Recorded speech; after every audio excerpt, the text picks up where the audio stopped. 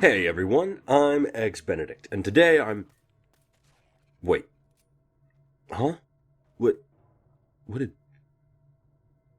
This isn't my channel. How did I get here? I don't...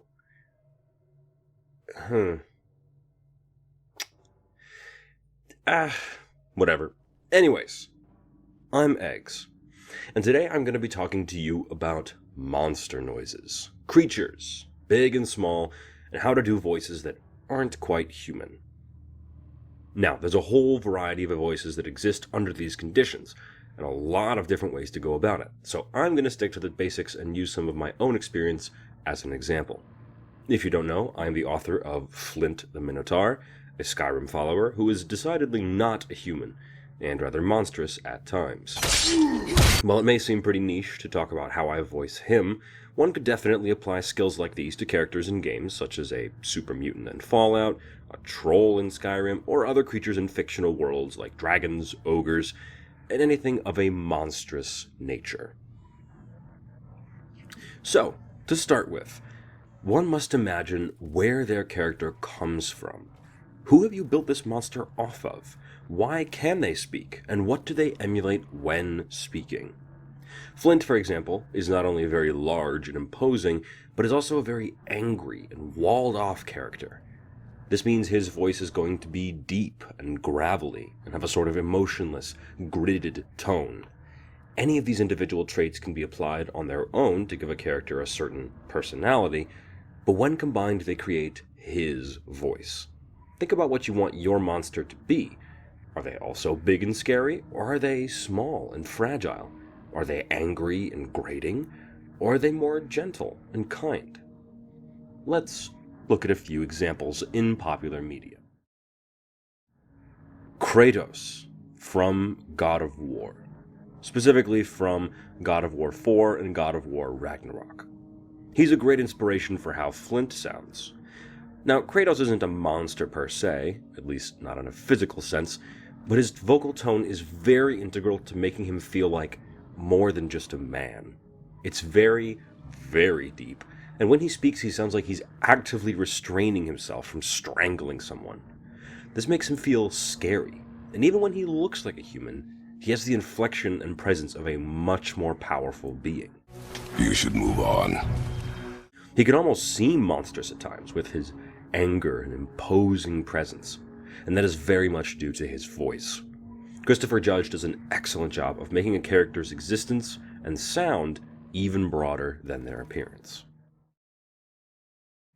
Asterius from Hades is an example of a monster who speaks more eloquently, one could put it. His voice is also very deep and resonant, but his tone of voice is a lot more calm. He knows what he says, he speaks with intent, and he commands you to listen. It's a great way to show a powerful monster who is intelligent, who looks far different from a man but who speaks just like one, if not more eloquently. This makes Asterius seem like a smart, grounded minotaur who's more than a simple brutish bull. In this case, his voice matches his appearance, but with time it shows how his personality extends beyond it. King, I think you're overreacting here. Try to be reasonable, and be more considerate about my point of view. Don't think I'm asking for too much. In typical Greek mythos, the Minotaur is depicted as little more than a mindless creature, an animal at best. But Asterius is a man, and a grounded one at that.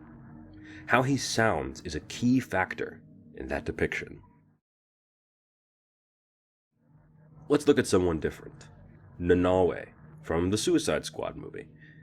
He's definitely a monster, but his voice plays a big part in him being not entirely monstrous. He speaks in this low, childish voice, and never says more than a couple words at any given time. While his voice is low and powerful, his cadence implies that he's not very bright. So smart, me. Enjoy books so much.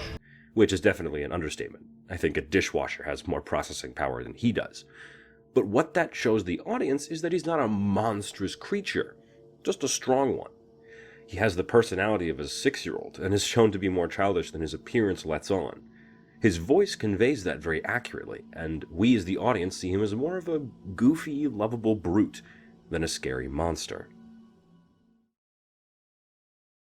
What these characters have in common is that their voice plays a big role in their appearance, and the type of monster they're meant to be seen as.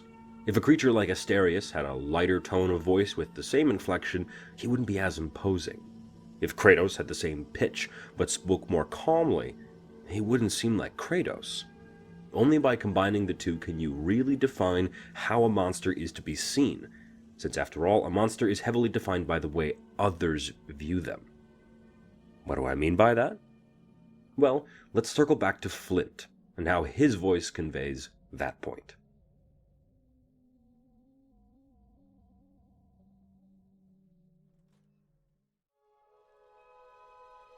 So what if I am? Leave it the fuck alone.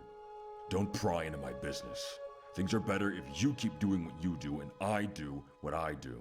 And we stop trying to cross those paths. Enough, alright? Enough. Just stop.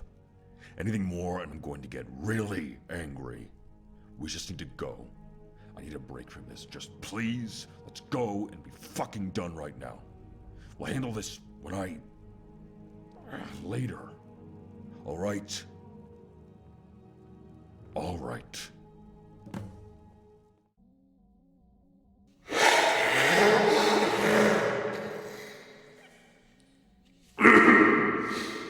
Flint is angry and powerful, and both of those things are at the forefront of his character. Ergo, his voice needs to sound that way. From the moment you meet him, his voice is deep and sharp, and he speaks it like he has very little patience to spare. This first impression tells you who he is, and tells you how others see him, as an angry, powerful beast that needs to... This first impression tells you who he is, and tells you how others see him, as an angry, powerful beast that needs to be contained. If I'd wanted Flint to be less intelligent, I would have made him speak in more broken, simple sentences. Conversely, if I wanted him to seem more approachable, I wouldn't have made his voice as punchy and gravelly as I do. Combining both gives us the impression that he's smarter than you'd take him for, but no less dangerous than he seems and clearly not friendly. This theme is maintained throughout the time you get to know him, as he proves to be a Minotaur with more wits than your normal specimen, who's still learning how to control his anger and be a good person. All of that is conveyed through several aspects of his character, but his voice is a big part of that. Not to mention during emotional scenes or important moments, his inflection changes while still keeping that gravelly, deep pitch that tells us it's him speaking. So, when it comes to voicing your monster, think about the emotion and the outline you want to give before you develop the voice. Putting a human aspect like a voice to something definitively not human can be tricky, but if you do it right, it'll make them sound very defined and give them the right soul that they need to be memorable. After all, the best monsters are the ones that remind us of how human we really are. What the fuck just happened to my channel, man? Okay, look, I'm trying to make a video about monster voices or whatever, so I don't know what's going on with my recording, but there's some weird shit. Look, let's just get this right away. I'm Crimson Gray, and if you're not familiar with my work, I voice act, and a lot of my voice acting has come from the skill set of being a vocalist in my off time, with metal, rap, and other genre blends of crazy, digitized hellscape music. So, if you've seen my video of how to voice a ghoul, then you know that a lot of this is going to come from a metal vocal technique. Specifically, we're going to go over one technique that I've told people multiple times to stay away from, but for the sake of breaking it down, I need to go over this taboo style, and that's inhale scream.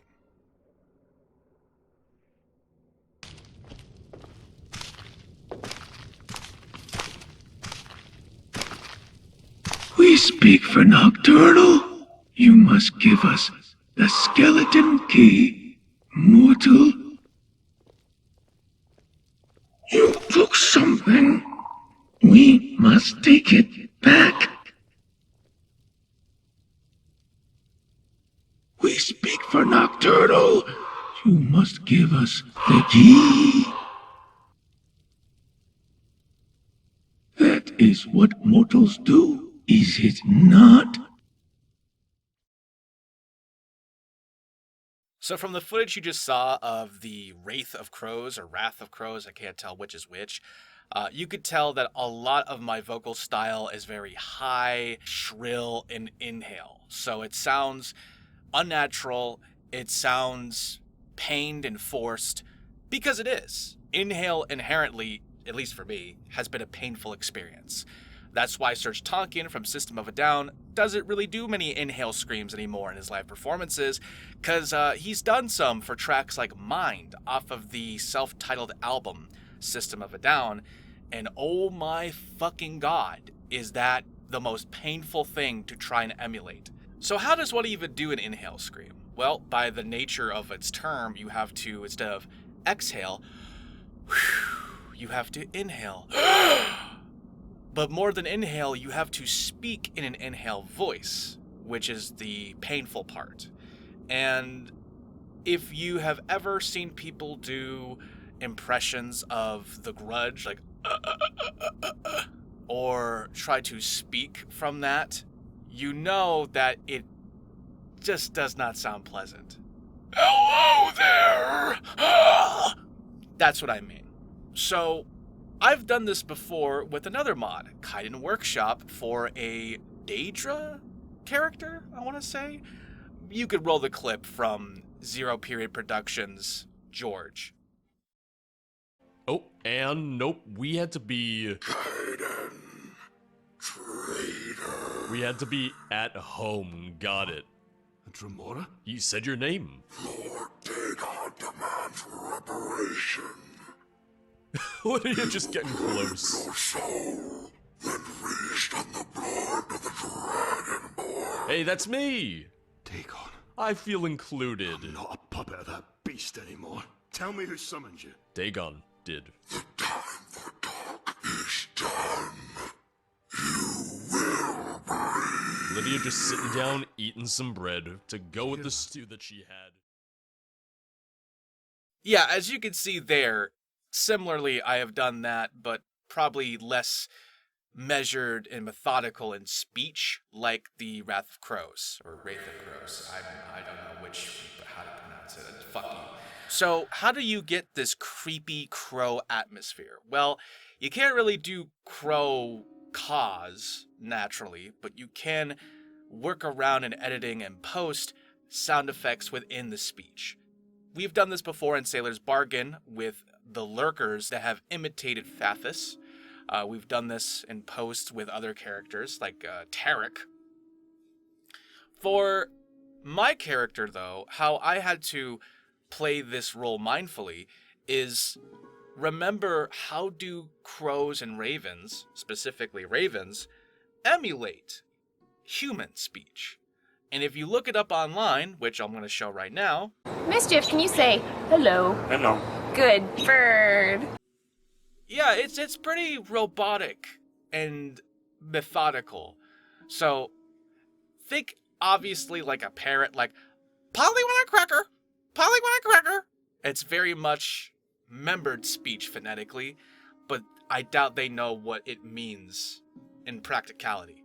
That's what I imagine my character is doing when emulating the speech about the skeleton key. Give me the skeleton key! It's not gonna sound like, give me the skeleton key, give me it! It's gonna sound divorced, very robotic and mechanical. It's not gonna sound like it understands what it's saying. Now, this goes without saying, because I've covered this in a number of my videos, but just for those who might be watching this for the first time ever of my YouTube series, do not do this inhale voice regularly. Be very careful, have a lot of water, pace yourself, and if it hurts, which it will, 9 out of 10, stop after the line. So how I even did this role was literally doing one line at a time and taking 10-minute breaks whenever I could feel my throat just... So you have to really monitor yourself, monitor your health, Make sure you're safe. Do not, under any circumstances, push when it hurts. Don't. Do not project. Do not force yourself through it. Just one at a time. Each line at a time. Take breaks. And then when you're done, that's it. Do not make this a regular occurrence. Mind you, because of how dangerous this is, even making this an hour-long session could actually harm you.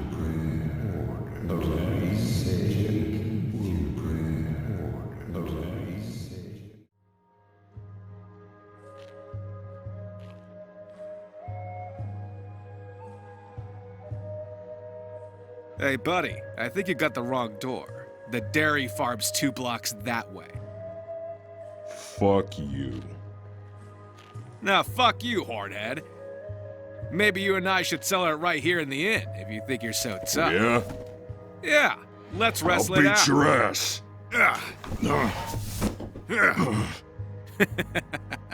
Let's go. Why don't you get out of those pants? I'll strip down out of this, and we'll settle it right here in the Winking Skeever. What do you say, huh? Yeah, no problem, buddy. Yeah, you got it. Get out of that, barbarian fit.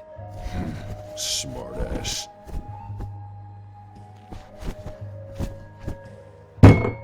I'll show you who's boss of this inn.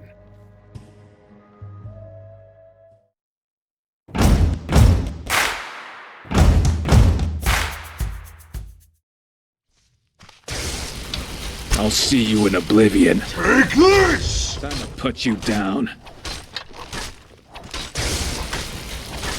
Yeah! To oblivion with you.